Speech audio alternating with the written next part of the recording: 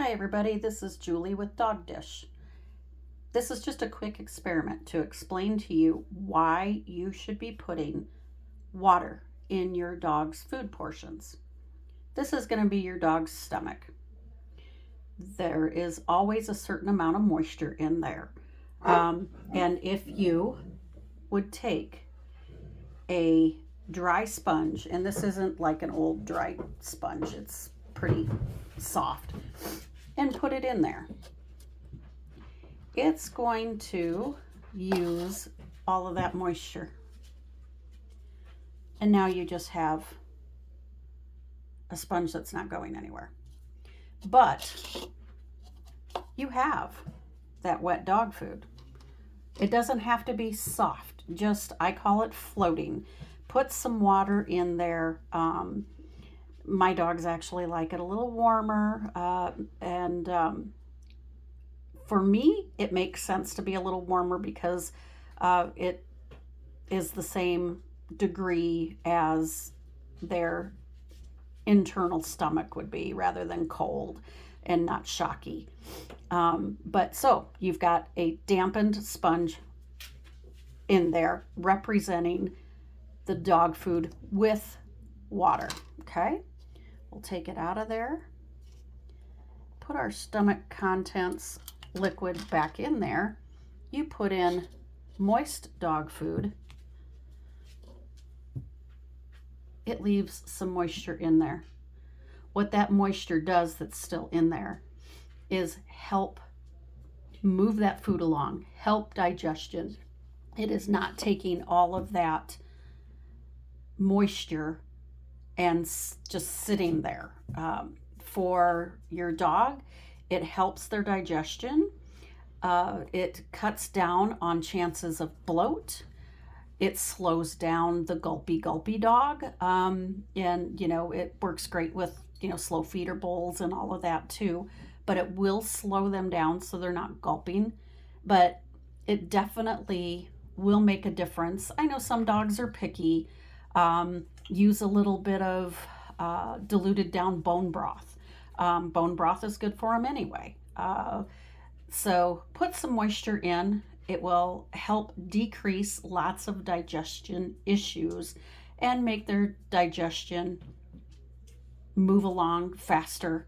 And it should in the long run help hydrate them. We don't hydrate enough. Our dogs don't hydrate enough. So this is why I tell everybody, float your dog's food. Now, in a couple minutes, we're going to go over some supplements and superfoods to discuss. Okay, we did our little experiment on why to always put water in the dog's food. Now let's talk about supplements. Some of the supplements you might see as superfoods because they can kind of run both sides. My first one is vitamin C. I tell all my puppy people to make sure that they're giving the puppies vitamin C. I like ester C. It's water soluble. If the puppy doesn't use all of what you're feeding, it'll just come out in the pee. They'll pee it right out. Vitamin C helps support their immunity, just like it does for us. It helps support the changes that they're going through with growth. Cartilage, you won't see as much wacky ears when they're going through teething issues. It keeps their feet nice and tight. Now, a Ridgeback, every breed of dog has a different type of foot, but these guys should have a nice arched, tight toe, and it helps keep everything from going flat during teething, and you need good genetics to start with, but it also helps support those systems. Vitamin E. If you're feeding any kind of omegas or fish oils, you need to balance that with vitamin E. It is natural for the system to grab E and take it with the omegas. So you can become E deficient if you don't balance it out and supplement a little bit of E. B complex works great for dogs that have appetite issues, some dogs that experience pain with growing spurts. B complex is something to look into. Most B complex is also water soluble, so it too, like the vitamin C, will be flushed out in the urine. Uh, Folic acid, or better known as folate, that will be used mostly, and with my experience in Ridgebacks, we use that when we're looking at doing any breeding. There's just not enough of it in food, and it helps with dermoid issues, with developing fetuses. So breeding Ridgebacks around here, if we think we're going to be doing any breeding, as soon as they're in season, we supplement with folate. So that might be something you could ask your doctor or your breeder if that is something you should use. For Ridgebacks, like I said, for fertility, we use folate, or formerly known as folic acid. It's water soluble also. The little pills almost disappear before you even get the food to the dog. Mushroom powder. It's a big thing for us right now with the mushroom coffees. It has lots of antioxidants in it, gut health, inflammation, and there's suggestions that it helps decrease fatty lymphomas. Try it out. I've started using some of this, and there's multiple different kinds. Do your research. Ask your breeder if it's something that they have tried, and it's a natural product, so it can't hurt anything, and it is in a powder. You can just put it on the food. Another thing, apple cider vinegar helps balance the pH and helps sustain a happy gut. I put it in my dog's water every so often. We have a big self-filling water for them, and every so often I just put some in their water. I like the Mother's because it's organic. You do have to make sure you shake your bottle before you use it, because it does have some stuff that settles in it. Apple cider vinegar is also good for tooth health. When you dilute it down in the water, it's not harsh on them, but it's mostly helps with the pH level in the gut, and actually it goes through with hair and coat. Parsley. We grow parsley in our garden in the summer, and I try to freeze some of it.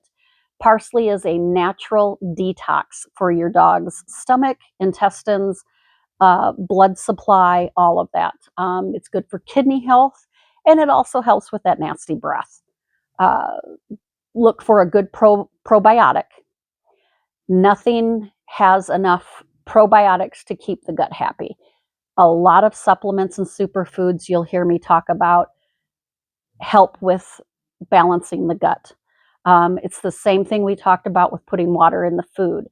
The gut needs to be kept moving, and then the gut also needs time off from always digesting.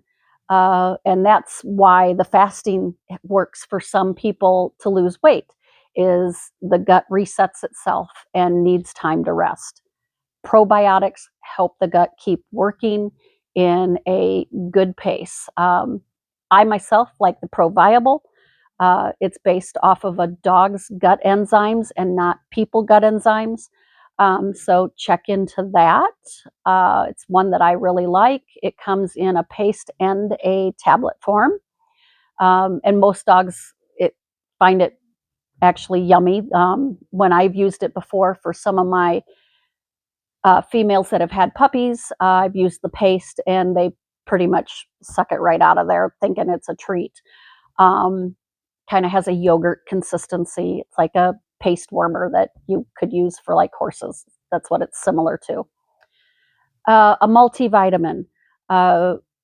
I've not used a lot of multivitamins. I hear a lot about the Iron Paws. It's promoted as a tooth powder, but it has multiple vitamins and nutrients in it to balance your dog's diet. This is something I am probably going to order and try. because I have a 9-year-old, a 11-year-old, and a 12-year-old, and I want to see how it helps with their teeth. And not only that, but help with their heart health and immuno issues as they get older. Okay, well, the other thing that kind of runs the border of either being a food or a supplement, raw pumpkin seeds. I get pumpkin seeds and I put them in one of those little blenders and grind them up into a powder. They get kind of pasty if you overwork them, but they are nature's wormer. It will help clean out the system, and like I said, it's a natural wormer, and the pumpkin seeds are good for them. You may see some of the shell of the seed as little flecks in their poop later when you pick up in the yard, but that is completely natural. Now let's talk about superfoods. Greek yogurt. I use Greek yogurt a lot, especially in the summer. I'll make homemade treats with Greek yogurt and pumpkin. Pumpkin's a great supplement for fiber, for getting their poops nice and firm again. But I put them, mix it together, put it in ice cube trays, freeze it, and you've got perfect little cube treats. And when it's hot out, it's just a nice, refreshing, like little popsicle for them. Raw honey. I'm lucky enough that my neighbor has a hive, and we swap every year. We grow sweet corn, and I get honey for the sweet corn.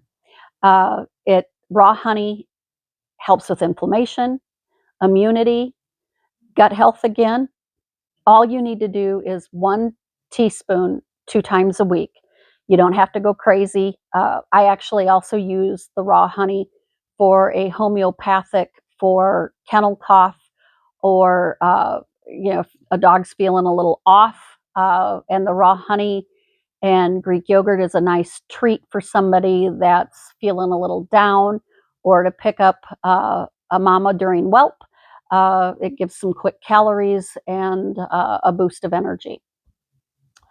All berries are good. The best berry is a blueberry. Blueberries are good. They slow down aging. They're good for the brain. They're good for eyes.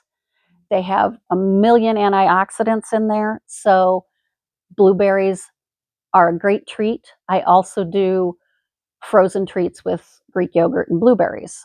Ice cube trays, freeze it, and it's a nice little snack for them. Blueberries may leave you a surprise.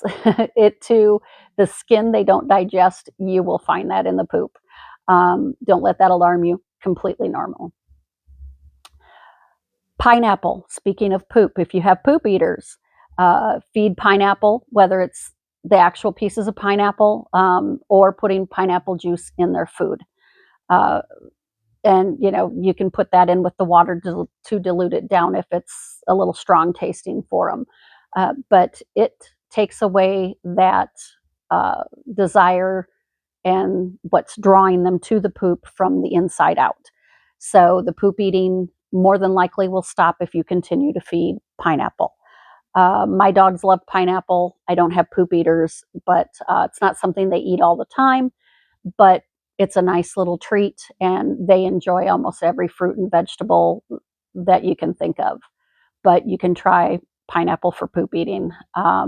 Most of the reasons why dogs eat poop, there's something in there that's drawing them to it, whether it's undigested kibble or something else that the smell is drawing them to it. It's not usually just a bad habit. There's a reason.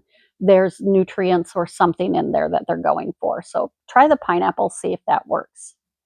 We already discussed pumpkin for fiber, for firming up stools, and you want stools to be somewhat firm. You don't want them to have to, be rock hard like they're pooping gravel, but they need to be firm enough that they're extruding their own anal glands. And pumpkin is a great source of vitamin D also. So pumpkin is a good thing to do. Like I said, you can use it for treats. You can put it right in with the food. Most dogs like pumpkin. Make sure it's 100% pumpkin, not pumpkin pie filling. Okay, sweet potato. You need to boil these. After you boil them, you can dehydrate them, but boiling breaks down the potato so that it's easier for them to digest and get the nutrients out of it. It's a very clean burning fuel for the dog. Again, this is good for their gut. There's fiber there. It's great for the skin also. Skin and hair. It's just got a lot of your vitamins in it, and it's a great vegetable. And most dogs really do like the sweet potatoes.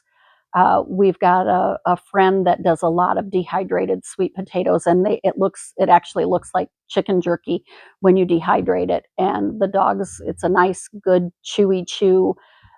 Helps clean those teeth also. Coconut oil. Even though you think coconut oil is nice and smooth, um, it actually works almost like a toothpaste. It helps keep tartar off the teeth. You don't need a lot of coconut oil. And I just get the cooking oil, the solids, and you can use that to make also what I call golden paste. You take your coconut oil, black pepper, and turmeric. Turmeric's also another supplement that you can give your dogs, especially dogs that are dealing with cancer or inflammation, immune issues. Turmeric is great for them, just like it is for us, but they cannot utilize the turmeric unless it is with a catalyst. So put it with the black pepper and coconut oil. If you're interested in that exact recipe, comment golden paste in the comments, and I will send it to you. But it's a great thing to have on hand. You don't have to have a lot of it, a teaspoon here and there. If you have a dog that's sick, you're going to want to do it consistently. But just to keep things happy, supplements, any of these supplements, you don't have to do them every day with every time you feed them. There are things you can do a couple times a month, a couple times a week. Mix it up. Keep your dog from getting bored with their food. Some dogs like that change. So the coconut oil also does antioxidants. It also is great for the skin and hair. Keeps a clean, happy, healthy skin where they're shedding the dead hair, bringing in good, great, glossy coats. But coconut oil, not a lot of it, just a teaspoon or so every so often will help keep their gut happy. Again, another gut thing. And it's a big natural immune booster. I think we've hit most of the superfoods. Before we go, I want to remind you, any of these supplements, if they're things that they're trying to sell to you, remember it's somebody selling you a product. Do your research. Look at customer reactions. Ask your breeder. Ask your veterinarian. Get opinions. But most vegetables that are good for you are just fine to share with your dog. My dogs love broccoli. My dogs love lettuce.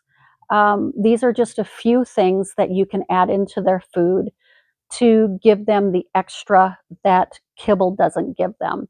Now, remember, I feed both raw and kibble, and I still do these things. I want my dogs to live a happy, long, healthy life with all the work you put into them. I don't know if you can see everybody sleeping over here, but I want them around healthy for as long as I can have them around. Love my dogs. They're great companions. Mine are all family dogs and show dogs, and they've made our lives full. Hope this has helped you.